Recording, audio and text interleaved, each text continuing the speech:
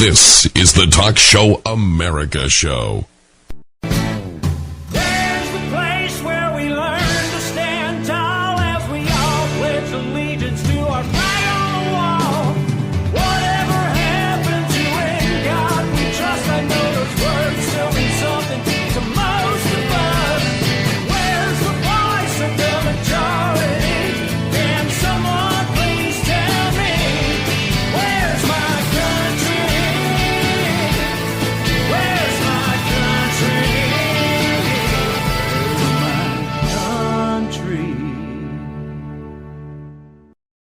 And welcome one and all to the Talk Show American. JR here with you. Thank you for taking time out of your busy day to listen. We certainly appreciate it very much, folks. This is a podcast 1 week after our last one. And in a week, things have gotten so crazy, have changed so much. We're still talking about us being on the doorstep of World War III with Russia and Ukraine, with their conflict going on.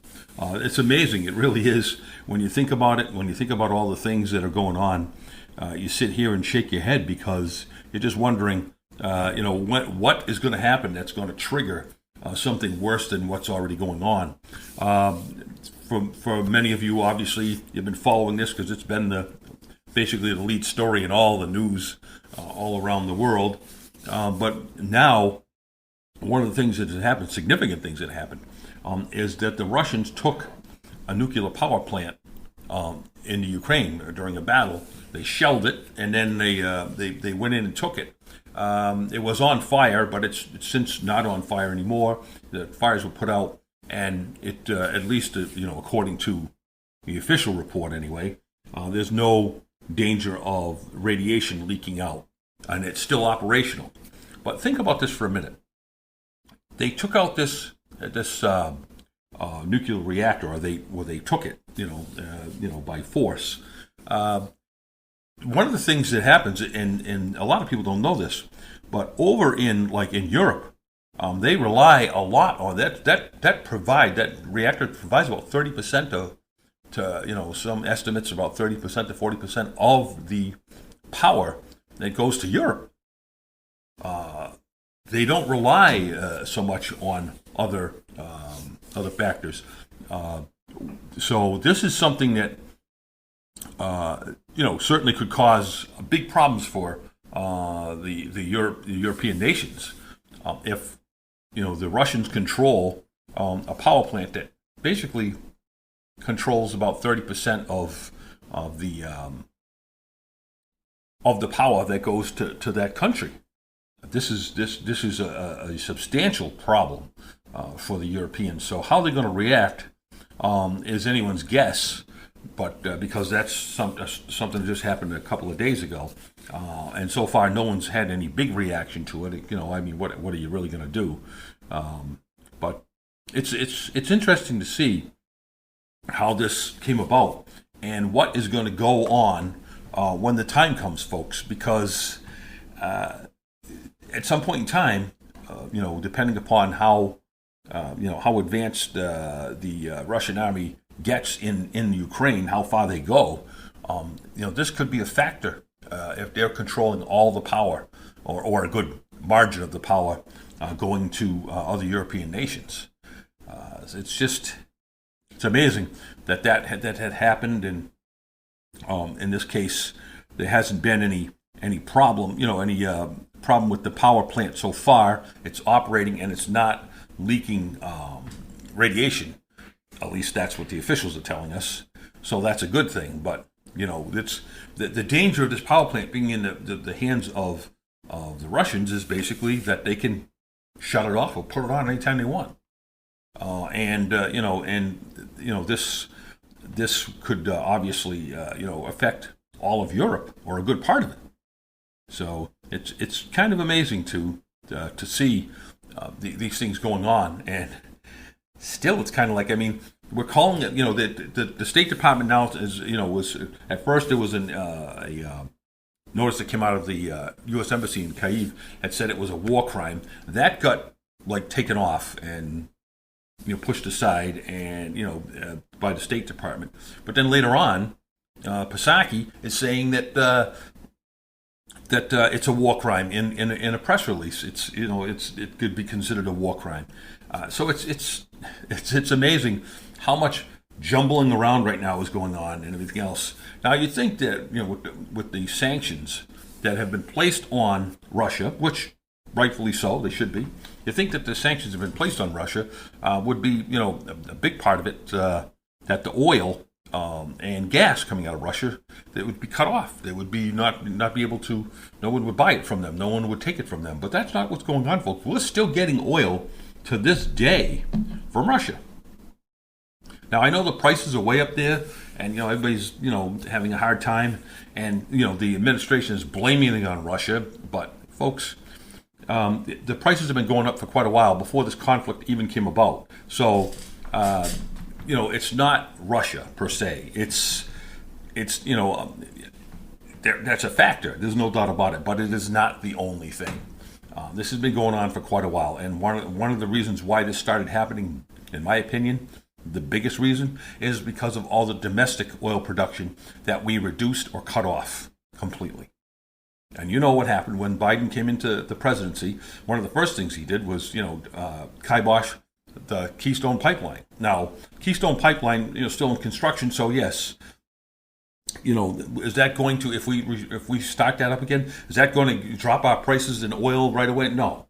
But what it is going to do is help in the future to reduce our dependence on foreign oil. This is something that President Trump did almost from day one when he got into office, was start reducing our dependence on foreign oil. Now, do we still get some foreign oil? Yes, we do, folks, but not like we used. Well, now we probably get more, but not like we used to.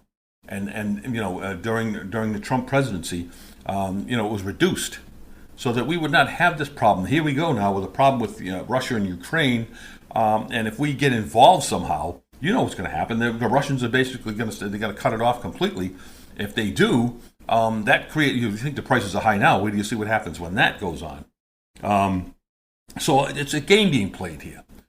So we're reportedly, anyway, getting 22 million barrels of oil from Russia a day, even under the sanctions. So yeah, it's cut it down, but at the same time, folks, what message does it send to Russia? That we're not ready to cut off, and we're not the only country, by the way. We're going to talk about this in a couple minutes. And I want to try to get into some other things that are going on with the in the world here and with our country, other issues that have to be talked about that have been put on the back burner, folks, conveniently, in my opinion, that are not talked about anymore, and that's a lot of it has to do with some voter fraud that's being investigated. A lot of it has to do with Hunter Biden and Biden and that investigation that's going on. All of these things are put by the wayside. The Durham investigation, the Durham probe that's going on right now, all that's being pushed to the back burner, folks, because we're going to talk about Russia and Ukraine all day. Now, some people think we should be supporting the Ukrainians. I personally agree. But, there's back and forth on this. Zelensky's a bad guy. Putin's a bad guy. Folks, let's think about one thing before we think about all of this.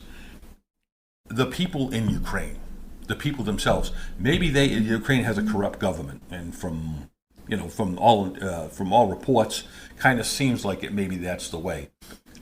But really, think about this for a minute. Do any of us have any? Do anybody else in this country have any question that our government is corrupt? Look at the things that have been going on. Look at the inside, stock trading and things of this nature that have going on.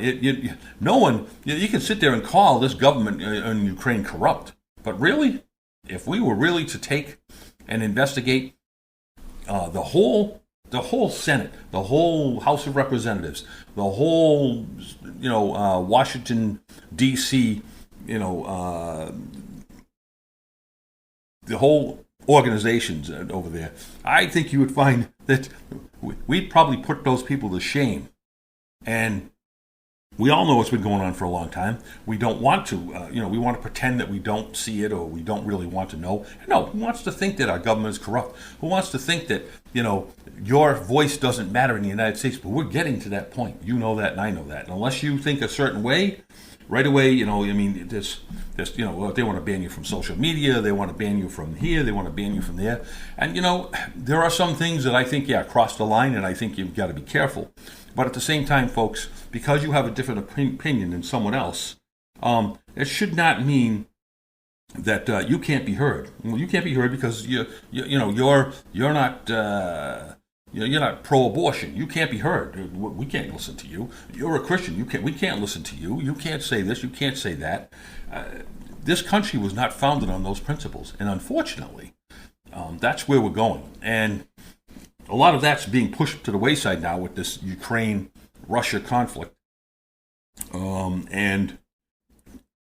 Everybody's focused on this, and everybody's worried that World War III, and, there's been talks about one of the foreign ministers, I believe, from Russia said that, if World War III starts, it'll be nuclear, things of this nature. I don't think that anybody's ready to do that yet.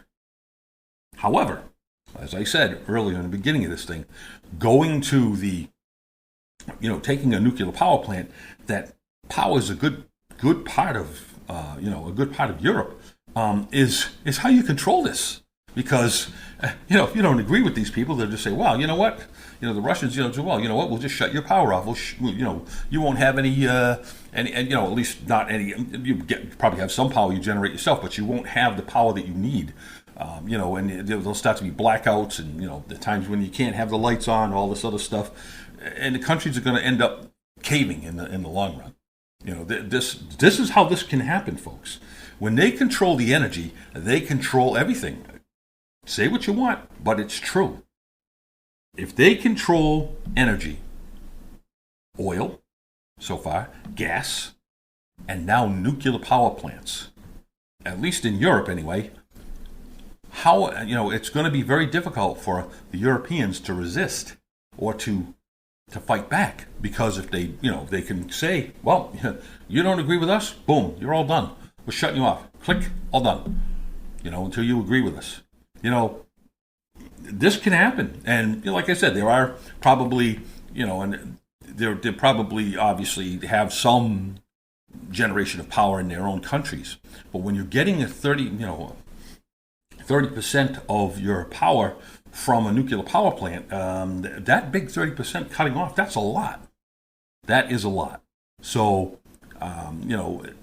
this whole thing, I'm not so sure we have to worry about nuclear weapons. I think we have to worry about nuclear reactors and them taking them over and basically, holding all of Europe hostage at some point in time.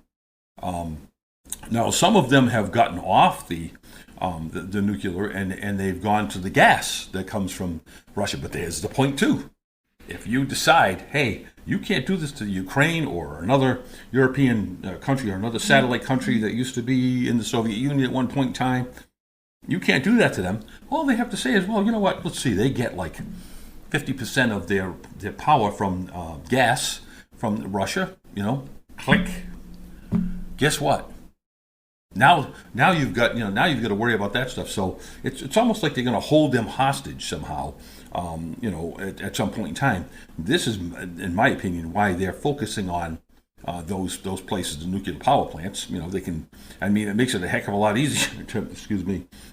Heck of a lot easier to control the narrative. Nuclear weapons aren't going to do this, folks. Even theater tactical nukes are going to cause problems.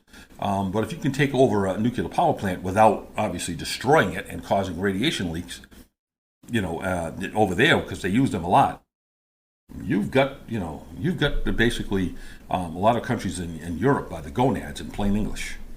It's true.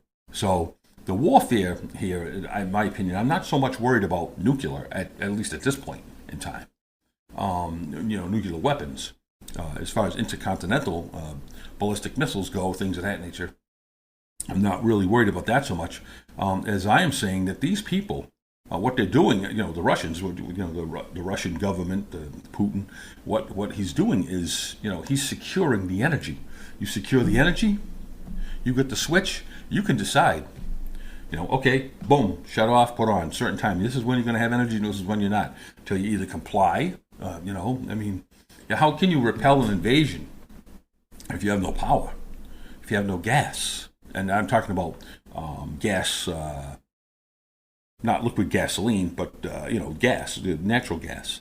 You have no gas, you have no power, you're not powering things. Very difficult, difficult to move. Oil, if they shut you off on oil, now you can't move a mechanical army because there's no way to transport them or anything else at some point in time. Or you're going to have citizens up in arms because they can't move their vehicles, they can't go anywhere, they can't do anything because they have no fuel. Because now it's all being taken up by the government. We'll be right back, folks, after these messages. So stay tuned. This is a St. Jude moment. Ashton was a high-level athlete, and in an instant, your world flips. And your healthy 5-year-old competitive cheerleader has a brain tumor. And the physician was like, your best option is St. Jude. Receiving treatment that was life-saving for our child and knowing that that treatment would be of no cost to us was a huge weight lifted. Learn more at stjude.org. Are you tired of high cable TV rates? Sign up for Dish today and get a $500 bonus offer while supplies last. Plus, lock in your price for 2 years guaranteed. Call All American Dish, your Dish authorized retailer now. 800-795-5573. 800-795-5573. That's 800-795-5573. Offers require credit qualification, 24-month commitment, early termination fee, and e-auto pay. Restrictions apply. Call for details. Okay, we're back, folks, and thanks for taking time out of your busy day to listen. We certainly appreciate it very much. And we want to expand further on this situation with Russia and them taking that nuclear power plant. And just to illustrate what I was talking about, there's definitely some information I could give you on that. In 2016, 30% of the natural gas consumed by the European Union came from Russia. 2018, that figure jumped to 40%. By 2020, now these are things that I went by the first sentence I saw because that's what caught my eye. In 2020, it was nearly 44%, and by early 2021, last year, it was nearly 47%. Now that's about half your country. So as I said, they control the energy, and this is this article details an important point, saying that Europe's growing dependence on Russian energy is a problem, and that's one of the reasons why a lot of people believe that NATO does not want to engage in a shooting war with Russia over Ukraine, because the Russians control the energy. Now they have oil, they give them oil, they give them natural gas, and this is, and now they're starting to take nuclear power plants into Ukraine, which powers a lot of Europe. And this didn't just happen. It was almost intentional. Many European countries, especially Germany, they embraced unreliable renewables while they were getting rid of carbon-free nuclear plants. So it's amazing, folks, when you think about this. At one point in time, folks, Germany's electricity was around 30% nuclear powered, in other words, by nuclear plants. But they've since been basically sacking inexpensive nuclear plants. By 2020, they had reduced their nuclear share from 30% that powers their country to 11%. And then on the last day of 2021, folks, Germany, according to this article, shut down half of its remaining 6 nuclear reactors. So now there's none. Now it's gas for Germany. So it really is amazing when you think about this, that this is probably this is probably one of the reasons why that now you're seeing the Russians take these nuclear plants, not just because of the Ukraine, but because this plant in Ukraine that they took, and off the top of my head I can't think of the name of it. I was reading in an article, but it provides a good part of the energy for the European Union. So this becomes a problem, folks. And of course, as I said, the Russians control the natural gas. So this is one of the reasons why we believe, that they're not, NATO is not that interested in jumping in the fray. But besides the fact that the Ukraine isn't a member of NATO, but bottom line is, folks, you're going to have to protect your country in Europe. Your countries. This may not stop with the Ukraine. This may not stop at all with the Ukraine. And if they gain all of the, well, they won't gain it all, but you know what I'm saying. If they gain a good chunk of the energy, if Russia does, they already have a good chunk of it. They'll control the narrative on how this goes. So it's a blackmail scheme almost, and it'll be interesting to see where it goes. But obviously, that was when that nuclear power plant was hit. It was pretty scary, folks, for a lot of people because obviously everybody remembers Chernobyl, where that reactor got out of control and all the radioactive waste and things that happened there. Nobody wants that to happen again. And when if you kill workers at nuclear power plants, if you destroy certain things like the water cooling and things of that nature, a reactor will go out of control, and the same thing will happen again that way. So it's a very dangerous thing to attack nuclear power plants. I think that's one of the reasons why they used artillery rather than missiles and things of that nature, because the missiles really would have caused havoc. And they seem to, I don't know if this is true or not, but the Russians seem to know what parts to shell so they could take control of the plant. They had a security force there, but you can't go up against the Russian military and think that's gonna, that you're gonna be all set. That needed to be, there needed to be a big force there to protect it. But I don't know if they just figured that Russia wouldn't attack it or whatever. Who knows? It's hard to say with a lot of these things that go on. So. Just some things to talk about. There is a funny story that I wanted to talk about. I don't want to say it's funny because it has to do with the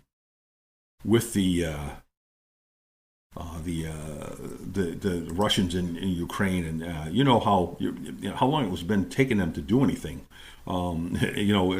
Their convoy was stalled for a long time, and one of the things that came out about this whole thing was.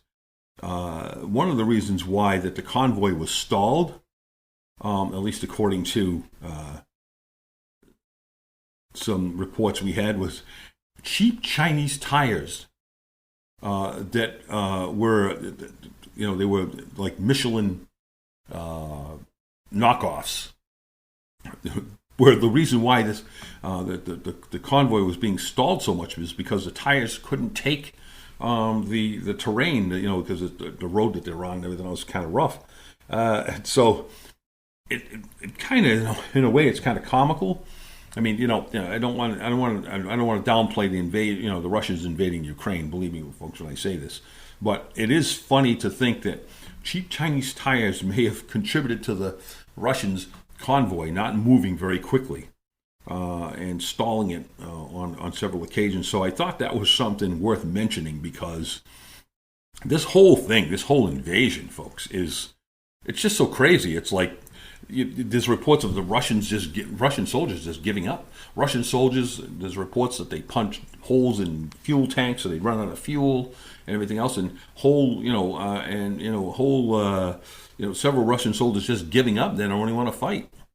They're not into this fight as much as people think, and a lot of the Russian people aren't either. But of course, if they say anything over there right now, that you want to talk about how that happens over here, probably even worse over there. But it is kind of funny in some ways. Like I said, I don't want to belittle or make fun of a Russian invasion per se of Ukraine, but to think that Russian tires, cheap Chinese tires may have contributed to their not being able to move very quickly would be is funny. It's almost like it's odd. Let's put it that way. But that was one of the reports. So I don't want to, I want to get away from this for a little bit because, we can talk about this forever. But there's a lot of other things going on, folks, and we want to start looking at those stories as well because, the mainstream news media and the Biden administration are more than happy to see these reports, fall by the wayside, these other reports, and, see that, the mainstream news media is concentrating on not Afghanistan, Russia and Ukraine, and all the things that are going on. This kind of gives Biden, the Biden administration, and obviously the mainstream news media, cover on all the other stories they're not covering, or they're trying not to cover, obviously, because they don't want these stories coming out. And there's several of them right now that are out there that are creating some problems. Would create problems for the administration if they were to come about. But these stories are not getting out because they're being overshadowed by the invasion of Ukraine by Russia and the daily stories that come out of there, and you just never know what's going on. One of the things that came out, and I wanted to talk about this a little bit, because it does somehow tie into this, is Buttigieg, the transportation secretary, says that the Biden administration is not galloping after permanent solutions to the oil, to energy for the United States, especially on the idea of reauthorizing the Keystone Pipeline. Now, folks, say what you want, but the bottom line is that we kind of already knew this. You could tell by the way things are going. First of all, when we do sanctions, we still buy oil from the Russians, even though we're sanctioning them on most stuff. Gets a little crazy, if you think about it. But certainly the reauthorizing of the Keystone Pipeline over the rising cost of energy, especially oil, is something that's not in the Biden administration's cards, and that's now coming out. But I think it's everywhere on any type of increasing of domestic oil resources for. So it's kind of it's kind of admitting that that's what the goal is all along. So he made this statement, I believe it was yesterday, and it basically confirms what we've all been saying, that no one, that this administration is not interested in any. It says, long-term solutions, but the bottom line is, folks, I should say permanent solutions. Bottom line is we've got to start thinking about this. And again, goes back to what I was saying before, where the Russians are controlling, starting to get into the business of basically controlling the energy. And if they control the energy, folks, they've got everything. Now we've got to start looking at permanent solutions to this problem from this country. We already know that relying on foreign oil is not the way to go. So, we've got to start realizing, this should make people realize, especially with the prices of gasoline right now for your vehicles, and the price of oil, heating oil for your homes. The price of electricity is going to go up because, obviously, They use some of the they use oil to fire these places. Some of them to produce the electricity. It's gonna domino. The effects are gonna keep going on. So we, at this point in time, should be looking for permanent solutions. Why wouldn't we be? But it's, according to Pete Buttigieg, President Biden's administration does not want to implement permanent solutions to short-term solutions. I don't get what they mean by that. And it says, especially in regards to the Keystone Pipeline.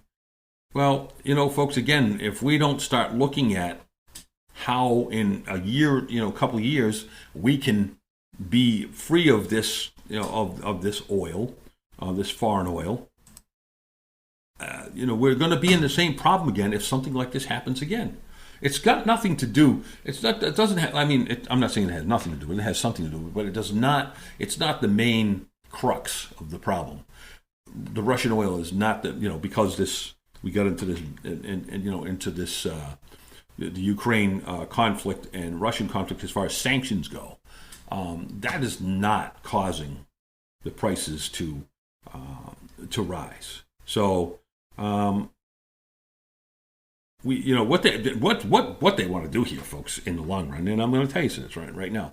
This is more and more a push to stop relying on petroleum-based products, things of that nature, for fuel. This is what this is geared towards, whether anybody wants to admit it or not. This is what it's geared towards. It's geared towards, us relying less on fossil fuels and more on electric power, things of this nature, or the electric cars, things of this nature. That's more or less what this is geared towards. And that's eventually going to be the same thing with you heating your house or anything else. All right, we'll be back, folks, in a few minutes. Stay tuned.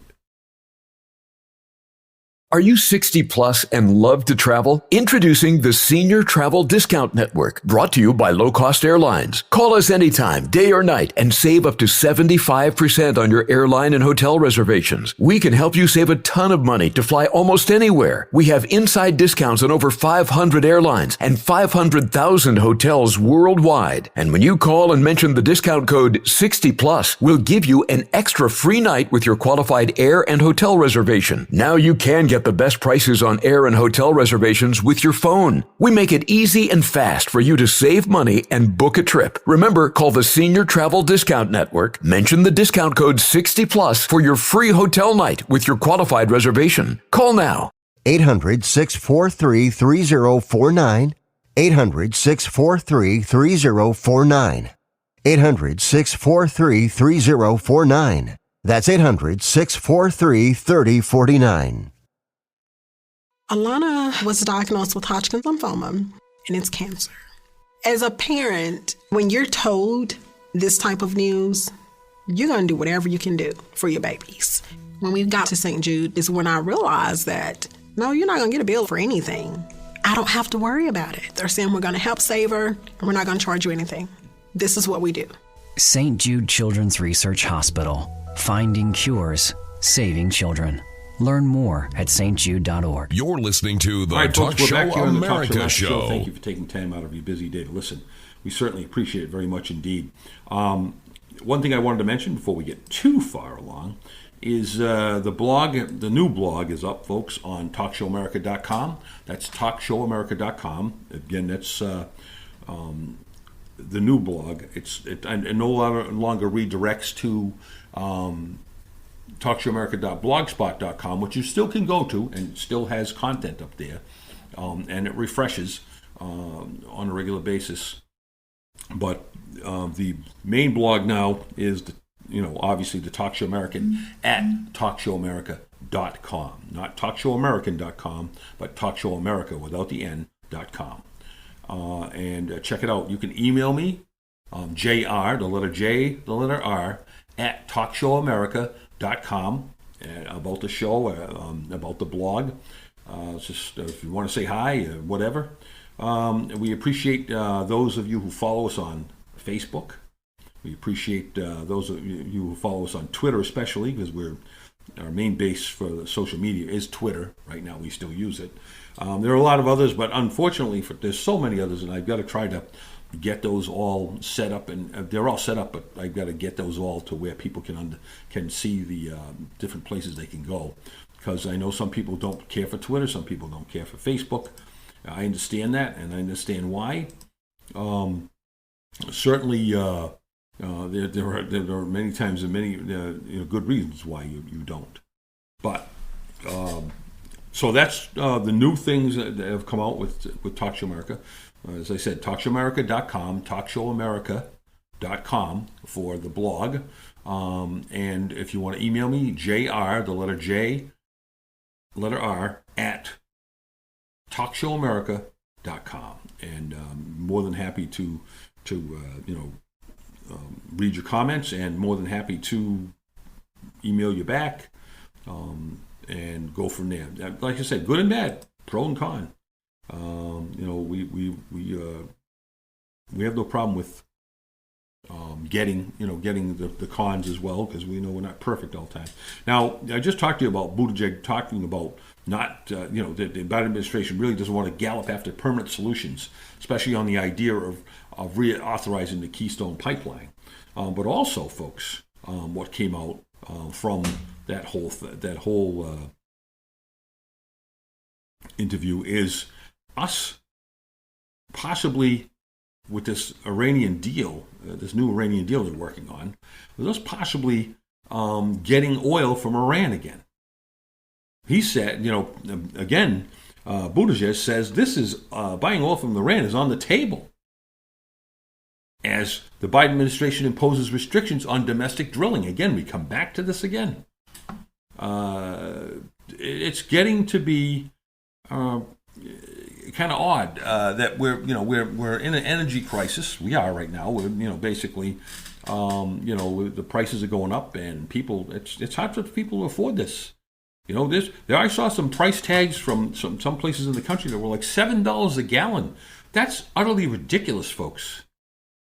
How do they expect people to live? How do they expect they don't? All this is part of this whole thing of getting us away from fossil fuels into alternative energy. Now, I'm not against that completely. Don't get me wrong. I don't think that that's a bad thing. I just think it's a bad thing to just one day decide, boom, click, we're not doing this anymore, and this is what we're doing. Because it's going to cause problems. It's going to cause big problems for us. So we have to, we have to sit back and we have to watch these things. And right now, some of this is just being buried because we're talking about the Ukraine and Russia, and so this is where the problem lies. A lot of this stuff is being buried, folks. And I don't want to talk about it too much, but imagine right now in the deal, in this nuclear, in this deal that I don't want to say nuclear, in this deal with Iran over nuclear power and things of this nature, suddenly Buttigieg is saying that the deal with Iran could include us getting oil from them, buying oil from them. This is crazy, but it's what they're saying. As while we're imposing restrictions on domestic drilling, and the pipeline, to me, this is and because it's all about the green energy, folks. Don't let anybody fool you. I'm not saying that the Russian-Ukraine invasion is about green energy, but it's all about the green energy as far as this administration is going. Because the more they can say, look at what oil is costing and everything else, the more they can try to push for the green energy, the electric. The soaring gas prices, are one way that they're going to try to, we can do this, and we can ease soaring gas prices. We can ease the pain at the pump, because you won't be using gas that much. No real solutions were offered, folks, while they're talking about this. Somehow or another, we've got to get, domestic production back up there. As you know, Biden killed the Keystone Pipeline right away and halted new oil and gas leases. We're still importing Russian oil, despite his threats of nuclear war on us, despite the fact that we're sanctioning him, but we're still buying 22 million barrels of oil a day from them. It's just amazing. I don't know if that's a day. I'll have to find out. But regardless, and now we're talking about possibly buying. They're talking about possibly buying oil from Iran. This is just getting out of control, folks. Getting out of control. We cannot sustain this. Our reliance on foreign oil is going to weaken us even more than we already are. And this is the problem, as you see, folks, and as you saw, as I illustrated earlier, with the Ukraine. With the Russians starting to, they have the energy over there in Europe. A good part of it comes from them. Now they've got this nuclear power plant. They can even, do more with it, cut off more energy to the Europeans. This is why they're not big on getting involved in the Ukraine fight. However, I know they are, providing them with some weapons and things of that nature, and logistical help, which is better than them completely not doing anything. But it's amazing what's being said right now, and like I said, under the guise of with the Russian-Ukraine conflict and everybody thinking oh geez, we don't want to get nuked. Under that guise, there was all this talk about Iran. We're renegotiating that deal, and part of it could be that we're going to buy oil from Iran. It's crazy. It's crazy. I mean, and again, the statement made that. That Buttigieg says that we have to make sure that we're not galloping after permanent solutions to immediate short-term problems. That doesn't even make any sense to me. Why wouldn't a permanent solution to a short-term problem be something good? You have to look at the future. They're not looking at the future. They're looking at what's going on right now, and they're looking at pushing their green agenda. I'm telling you, the greenies are controlling this. Are what the Biden administration is looking for here. This is one of the reasons why they have no interest in doing that. And it will probably continue to be that way. But folks, at some point in time, we could be Europe. It's going to take a while, but we still have our own ways of producing energy here. But you look at Europe; they're going to be in a stranglehold, because that because of them controlling the gas, much of the oil, and now with one of the biggest nuclear power plants in Europe, which is the one they took over, and I can't remember the name. I'm sorry, but you'll find it in the news anyway. This is all, we could be in that same situation. And then what are we going to do then? You think energy prices are up there now. Wait till you see what's going to happen, if we came into that situation. Do we, should we rely on Russian oil? Now, I'm not saying that we shut the Russian oil right off. Don't get me wrong. It's not what I'm saying, because but at the same time, we have to start thinking of ways of not relying on that. And that means if we have to open up new things, it may take a year or so to get some other places some of the production up there again, but it didn't take President Trump long to get things going. So, we have to look at the future, folks. And, all this, because right now what they're almost trying to get Americans to think, hey, if we don't go along with this guy, there's going to be a nuclear war. Well, I like I said before, I highly doubt that, folks. I don't think things are that wacky yet. Of course, I could be wrong, and who knows? You never know what's going to happen anymore. But I don't think that Putin's that wacky.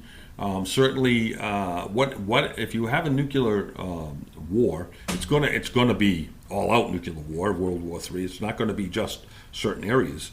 What's going to be left? So it's it's like some kid going to the sandbox and taking over the sandbox. But then there's nobody there to bully or whatever. So what do you got? You got a sandbox that you're the only one that dealing with it. It's basically would be that kind of that idea. It's like, what have I got left? All radioactive cities and things of that nature to control. It makes really no sense. I mean, I could be wrong, but I don't think that I am. I don't think they're ready for that, folks. I don't. All right, let's see if we can move on to a couple other things here that I wanted to try to get out. I talked about the tires there, only because I thought that was kind of funny. It really was. The Durham investigation, folks, that seems to be heating up again. But again, you're not hearing anything about it because why? Because right now, the Russian-Ukraine invasion, is everything right now. Is everything. But there's been several more developments in the Spygate scandal, basically, the Durham investigation, the Durham probe. And this is all being overshadowed, obviously, by this as well. There's been several depositions that have been filed. Some people have pled the fifth on this. There was an article that came out I believe it was last week, that talked about how this is this February 28th when it came out. How this since Friday, several developments have exposed more of the behind-the-scenes details of the special counsel investigation into Spygate. So so these things are all being